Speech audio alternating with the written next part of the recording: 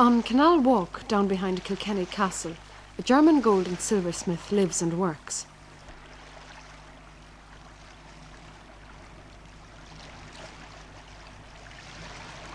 In the early days of the Kilkenny Design Centre, Rudolf Heltzel from Berlin was invited to come and work there. Now, 7 years later, he has his own studio. Working with him are Martin Mahony, who learned his trade with Heltzel, and Michael Fitzpatrick, who trained in the design workshops.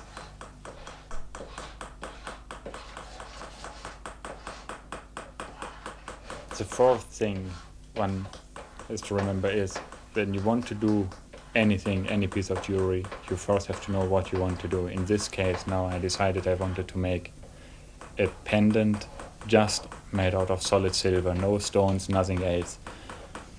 So you turn around this idea in your head and you form an opinion of what you eventually might do. Then you try to put down this on paper, and after some 3, 4, 5 attempts, sometimes it comes immediately, sometimes it takes weeks before an idea matures. You put it down on paper, and that's the rough, basic idea. From there you start. You take your raw material, your silver in this case, take it from the stage it is supplied in, normally in bar form or in sheet form. You roll it down to the right dimensions. And when it's rolled down and when it has the dimensions that you require, you start working at it.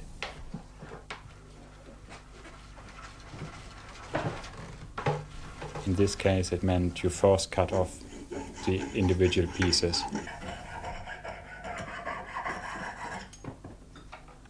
After they're cut off, you have to bend them into the proper shapes.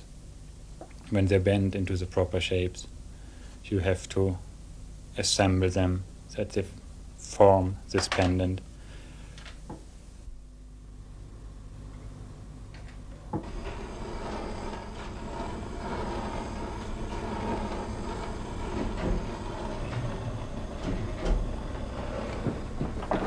Normally, you will have, of course, to clean up the surfaces before you assemble the thing so that it looks very fine and finished, a very good surface finish in the end.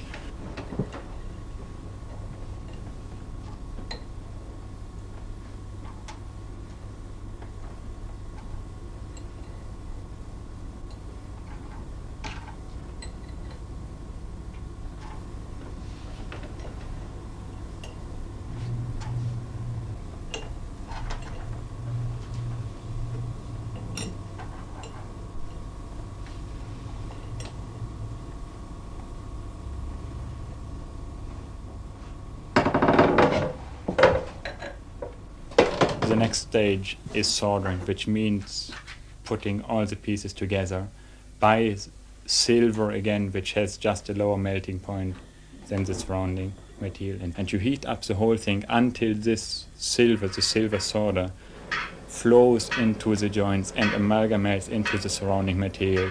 And you get a bond which is very, very, very strong indeed and just can't be broken at any stage. It's just silver all through. Then it has to be filed, cut to shape, emery papered, just be prepared so that it almost looks right. Then eventually in the end I have to go and I polish it. Previously this polishing was done by hand as well, but this is the only sphere where the machine really gets into the handmade work. The last thing then to do is I put in my own name stamps, my both initials RH, and these are in a way my own guarantee that the piece is up to the standards I want the piece to have.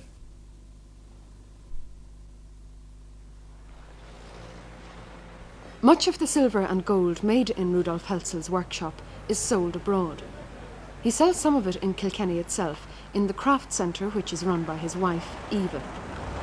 It's in Roath House, a 16th century merchant's dwelling, which was renovated by the Board of Works in Kilkenny and now houses an archaeological museum, a butcher's shop and, of course, the craft shop. Rudolf, do you work more in gold or in silver? When I started, of course, I worked much more in silver because it's just a cheaper material and gold is more expensive. I notice you've got mostly rings and jewellery here. Do you make anything else, or why do you concentrate on this? It's simply, again, for financial reasons, that there's much greater chance to sell jewellery than there is to sell hollowware. And therefore, when you start, you just have to do the things where you have a fair chance of survival. And then later on, of course, you can branch out, and I have done more hollowware and I have done more gold jewellery recently. How long does it take to train to become a silversmith or a goldsmith? Now, if you look at it in principle, you never stop your training. I mean, you can go on and go on and go on, and therefore it's a trade which I therefore like so much because you always can become better. But as an apprenticeship, I said to those boys I took in, it's 4 years, and that's a rule in most continental countries. It's 4 years apprenticeship. Well, are there a lot of young people trying to do it who can't be taken because of that? Now here in Kilkenny, I mean, I myself and the Kilkenny Design workshops, we find that we get an awful lot of applications of people wanting to do things, but very often the people applying, they're not really looking for a job as a silversmith or goldsmith. They're really basically looking for a job. And of course it would be much better if people were looking, if they had this type of vocation and if they would start this work just because they want to do this and nothing else. I know. Your prices are high by Irish standards. I know they're not by international standards, but how do you convince people that they ought to spend money on things like that? You can't convince. You see, ultimately, to find out whether a thing is expensive or not expensive, you only can find out yourself, and you only can find out by comparison. So unless there's a lot or much more modern and quality and good jewelry and silverware produced, people never really can make up their mind whether it's expensive or cheap. But I myself, I export a lot to other countries, and everywhere there it's reckoned to be very, very cheap indeed. It's been said, in fact it's almost become a cliche, that we as a race are visually illiterate. Do you think that's true? I don't think it's true. I don't really think it's true. But you see, of course there are many handicaps. Young people in school, they don't get an awful lot of visual training. Then if you go into the homes of young people, mostly the parents couldn't bother less about the visual aspects of life, whether it's in furniture or whether it's in anything connected with the visual arts. So therefore you can't really expect anybody to have high visual standards, and it's up to education. And with education I don't only mean in the schools. In the schools it is important, but visual education is even a building that's restored in a proper way, like this building we're in at the moment. Or it's a shop display or anything connected with it. Why is it that people have this attitude to things around them? Is it because we were an oppressed nation? No, it's part of the truth. Of course, you see, Ireland, first of all, is an isolated country. Whenever you're isolated, it's very hard to take up all the trends and to form your own opinion and to develop. For example, you could compare, or I often do, you could compare Ireland with Poland. Poland, a relatively small nation, always repressed either by the Russians or by the Austrians or by the Germans, and still having developed visual arts, and they're quite good at decorating their farmhouses, and wherever there's any free space, they put on their murals and their paintings, and they're really a visual people.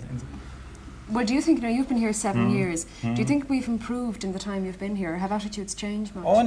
There certainly is a big improvement, and you see, improvement comes about once people start to earn money in any way. If you have money, you can spend money. First of all, you buy all the cheap things because you want to have things. It doesn't matter what you get, you just want them. But later on, you become more discriminating, and you will, by comparison, find out which is a better thing, which thing is worthwhile to have, and which thing isn't worthwhile to have. And it's a very, very long, it's an evolutionary process. It can't come overnight. Is there enough concentration on, or is there too much concentration on old crafts in Ireland? I think there probably is. A lot of people have this obsession with Celtic art or Celtic craft or whatever. But you see, we're living now in 1973, and in my opinion, it's no good at all to go back to the year 600 and take a tradition which was broken at any point in history and start there again. For everything else has developed and evolved. For if you go into the National Museum, you see these beautiful pieces of old gold and silver. They were made for a certain purpose, and the purpose doesn't exist today. So therefore you have to do a different thing for today. And if you only imitate them, you're not really sincere. And do you think that's kind of stopping development of a modern craft? Yeah, if you spend too much time thinking of everything you have done in the past, and if you don't put your energy into developing something new, you won't make progress.